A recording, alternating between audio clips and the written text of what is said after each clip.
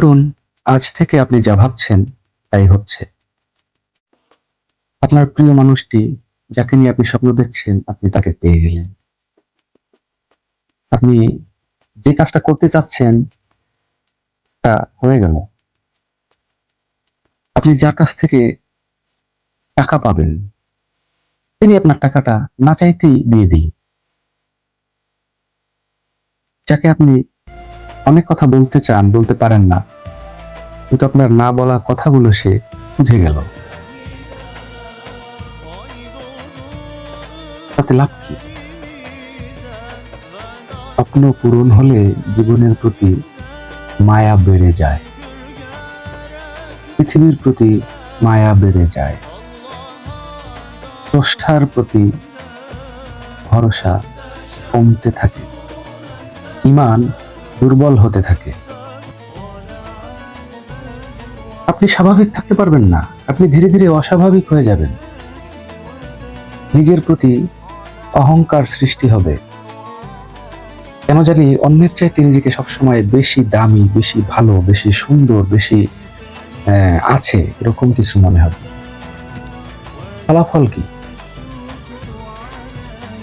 ইবলিসের ইতিহাস তো জানেন, তাই না? সে সবচাইতে বেশি আল্লাহ তাআলার গোলামি করেছে। আল্লাহ তাআলার গোলামি বেশি বেশি করার পরে আল্লাহর সন্তুষ্টি তিনি অর্জন করেছেন। একটা সময় তিনি আল্লাহকে যা বলতেন আল্লাহ তা কবুল করে নিতেন, তাকে খুশি করার জন্য আল্লাহ মেনে নিতেন। অতঃপর আল্লাহ রাব্বুল আলামিন তাকে পরীক্ষা করলেন যে তুমি স্তর অব্দি বেয়ে বেয়ে আমার সন্তুষ্টি যতটা অর্জন করার জন্য নিজের স্তরকে উত্তীর্ণ করেছো, এটা এক্সাক্ট আমি রব আমার সন্তুষ্টির জন্যই কিনা, নাকি এর মাঝে অন্য কোনো হেতু আছে? এটা আল্লাহ রাব্বুল আলামিন যাচাই করলেন।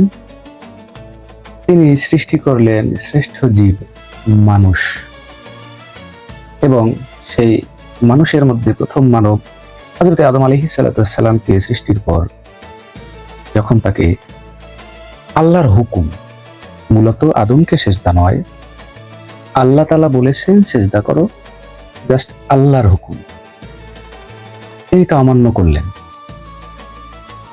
আল্লাহ যা জানতে চাইলেন তিনি আগে থেকেই জানতেন, তাই হলো। অতঃপর সেই আজাজিল কি পূর্বের সম্মানের আসনে অধিষ্ঠিত থাকতে পারলেন? না, পারলেন না। আসল কথা হচ্ছে, আপনি যা চাইবেন সাথে সাথে সব যদি পেয়ে যান, না চাইতে যদি পেয়ে যান, তখন আপনি ইবলিস হয়ে যাবেন। মানুষ ইবলিস হতে পারে পরিশ্রমের বাইরে। যখনই সে খুব বেশি কিছু পেয়ে যাবে, আল্লাহ তাআলার কাছে ফরিয়াদের আগেই যখন সে খুব বেশি কিছু পেয়ে যাবে, তখন তার ঈমান নড়বড়ে হয়ে যাবে। অতঃপর সে বন্ধু হয়ে যাবে কার? ইবলিসের।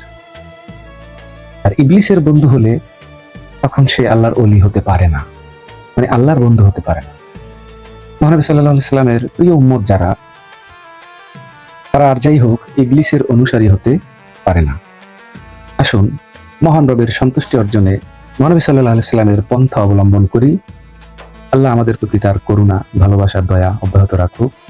মহানবী সাল্লাল্লাহু আলাইহি সাল্লাম তিনি যেন আমাদেরকে পরকালে ভুলে না যান। মায়া এবং ভালোবাসার চাদরে যেন তিনি আমাদেরকে আবৃত করে রাখেন। উম্মত হিসেবে যেন তিনি পরিচয় দেন। দুনিয়াতে সেজন্য যেন আমরা উপযুক্ত কাজ করে যেতে পারি। মহান আল্লাহ তাআলার কাছে ফরিয়াদ, আল্লাহ আমাদের সবাইকে কবুল করুন। ভালো থাকবেন। রিয়েল লাইফ বাংলা ড্রামার সাথে থাকুন। দেখা হবে নতুন কোনো ভিডিওতে, নতুন কোনো বিষয় নিয়ে। আল্লাহ হাফেজ।